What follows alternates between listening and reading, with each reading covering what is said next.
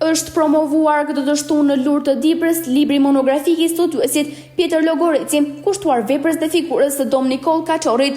Në një aktivitet të veçantë të zhvilluar pranë shkollës së Lurës, morën pjesë kryetari i Bashkisë Tibër, Rahim Spahiu, deputetja e qarkut Tibër, Alma Selami, intelektual, banor të zonës Dëncënës. Fjalën në rastit e mbajti mbesa Dom Nikol Kaçorrit, Lirie Kaçorri, e cila vlerësoi veprën e autorit Pjetër Logoreci, kushtuar jetës dhe veprës së gjyshit të saj. Sot, o kur, o flamur, o deg, me autor Pjetër Logoreci, një vepër kushtuar figurës së çmuar të imzot Dom Nikol Kaçorrit. Unë jam Lirie Kaçorri dhe kam kënaqësinë të jem sot me ju për të ndarë këtë moment të rëndësishëm. Sot jemi mbledhur jo vetëm për të prezantuar një libër, por edhe për të vlerësuar punën, përkushtimin, mesazhin që autori Pjetër Logoreci sjell për përjetësimin e figurës së nderuar të Dom Nikol Kaçorrit, një personalitet me rëndësi të veçantë në historinë dhe kujtesën tonë kombëtare. Në mënyrë të veçantë, përshëndesim pranimin të ftuarve tanë të nderit, Zotin Rahim Spahiu, kryetari i Bashkisë Tibër. Zonjën Alma Selami, deputete e Dibrës dhe vajza e Lurës. Si dhe Zotin Agron Duka. Gjithashtu, falenderojmë në mënyrë të veçantë grupin organizativ Gjon Kaçorri, Ramazan Kalia dhe Gëzim Tolja, të cilët mundsuan pjesëmarrjen dhe realizimin e këtij aktiviteti. Kryebashkiaku i Dibrës Rahim Spahiu tha se figura e Dom Nikol Kaçorrit, si një nga pjesëmarrësit në deklaratën e pavarësisë, e bën ato shumë të rëndësishme jo vetëm në Tibër, por në të gjithë Shqipërinë. Në fakt, kur po lexoja atë biografinë e Dom Nikol Kaçorrit, më bëri përshtypje në fund përmbledhja që i bëi kësaj figure Tiberit të Lurës. Edhe aty thuhet që Dom Nikol Kaçorri ka qenë një ndër figurat më të rëndësishme të Durrësit, si figurë politike, teologjike dhe social-kulturore e viteve 1900. Dhe kjo nuk është pak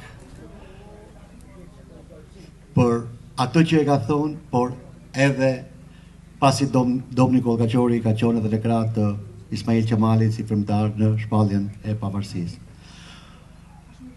Për Dom Nikol Kaçorrin edhe për autorin në fol këtu, po unë desha të them vetëm faleminderit Pjetër Logorecit për gjitha hulumtimet që ka bërë për këtë figurë dhe për këtë libër që ka botuar, që do ngel brezave, por edhe për gjitha ato që kontribuan në sjelljen e eshtrave në Shqipëri. Këto që duhet ta bëte bashkia dhe ne duke parë ju tani e kemi diskutuar edhe me deputetën që do bëjmë edhe një simpozium në Dibër, ku t'jenë studius, t'jenë akademik, t'jenë historian për këtë figurë të madhe të Pjetër të Dom Nikol Kaçorrit. Edhe këto e premtojmë, besoj që të gjithë do bien dakord që të bëhet një simpozium për figurën e Dom Nikol Kaçorrit. Unë, me qenë se kjo shkollë mba emrin e Dom Nikol Kaçorrit, unë desha t'u jap edhe një lajm sot, pasi kjo shkollë është përfshi me qendrën e Lurës dhe besoj që për një muaj do fillojnë punimet për qendrën e Lurës, për të gjitha fasadat dhe çatit.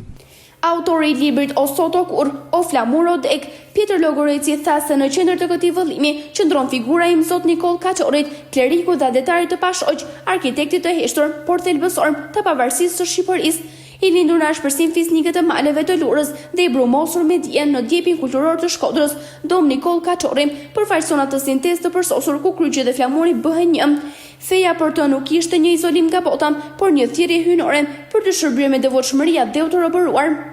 Po mundohem shkurt që bashkë me mërzit, me thënë disa gjëra në lidhje me procesin që historinë e dini se cilin më mirë se unë, por me procesin që kena bërë për mi riadhesu.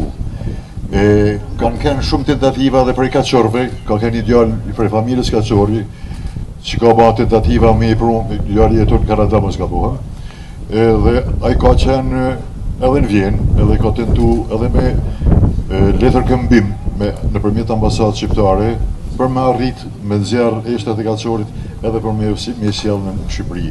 Mirë po, Austria ka një administratë që është jashtë maset konsekuente për çka bën. Një zyrtar atje ta merr ta çet shumështin e nans me të dhënë një diçka që të takon, mos që të ka sjell dhe stërsjell në aspektin e mirë, jo me të marrë pare, po me të kur të japin dokumentin me ta dhënë për i mend se s'ka ka aman. Pra që ati kanë kriju vështirësi dhe të kenë se pranë varrit, se kena foton, pranë varrit ka një pemë që nuk e lejoshin policia pyjore për me hap vorrezën e kanë thënë jo. Ti nuk ke me ardhë me e marrë. Edhe vjen keq që një pjesëtar i familjes Kaçori nuk arriti edhe mas përpjekjeve të mëdha me i bën punë.